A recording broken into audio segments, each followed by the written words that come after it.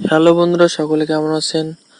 আশা করছি সকলে অনেক অনেক ভালো আছেন। তো আজকে আমরা শিখব মূলত কিভাবে একটা ফাইবার অ্যাকাউন্ট ডিলিট করতে পারি বা একটা ফাইবার অ্যাকাউন্ট আমরা কিভাবে একদম পার্মানেন্টলি ডিলিট করতে পারি। তো চলুন আজকের ভিডিওটি একদম শুরু করা যাক। তো আপনি যদি কিনা আমাদের চ্যানেলের নতুন দর্শক হয়ে থাকেন তাহলে অবশ্যই নিচের লাইক বাটনে একটু লাইক করে অবশ্যই নিচের লাল সাবস্ক্রাইব বাটনে একটি ক্লিক করে দেবেন, যাতে করে আমাদের নিত্য নতুন টিপস রিলেটেড ভিডিওগুলো আপনার কাছে পৌঁছাতে আর একটু দেরি না হয়। তো চলুন শুরু করা যাক। তো আমরা আজকে সর্বপ্রথম ঢুকবো ক্রোম ব্রাউজারে।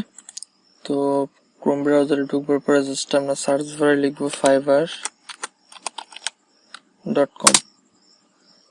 তো fiverr.com-এ যাওয়ার পরে আপনারা যাদের লগ ইন করেন নেই দয়া করে লগ ইন করে নেবেন। লগ ইন করার পর সিম্পলি আপনারা আপনাদের প্রোফাইলে এই সাইটে আইকন দেখতে পাবেন, জাস্ট প্রোফাইল আইকনে একটা টাচ করবেন।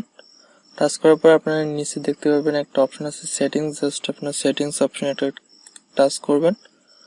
টাচ করার পরে আপনারা এই জায়গাতে একদম নিচে একটা অপশন দেখতে পাবেন অ্যাকাউন্ট ডিঅ্যাক্টিভ।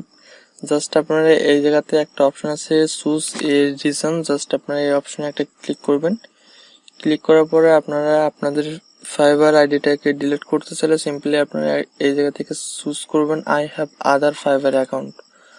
চুজ করার পরে যদি আপনারা কোনো ফিডব্যাক গিফট করতে চান জাস্ট আপনারা এই জায়গাতে লিখতে পারেন। তো আমার কোনো দরকার নেই, সিম্পলি আপনারা ডিঅ্যাক্টিভ অ্যাকাউন্টে একটা ক্লিক করে দিলে কিন্তু খুব সহজে আপনাদের ফাইবার অ্যাকাউন্টটি ডিলিট হয়ে যাবে। তো তার জন্য আমি সিম্পলি একটা ডিলিট করলাম।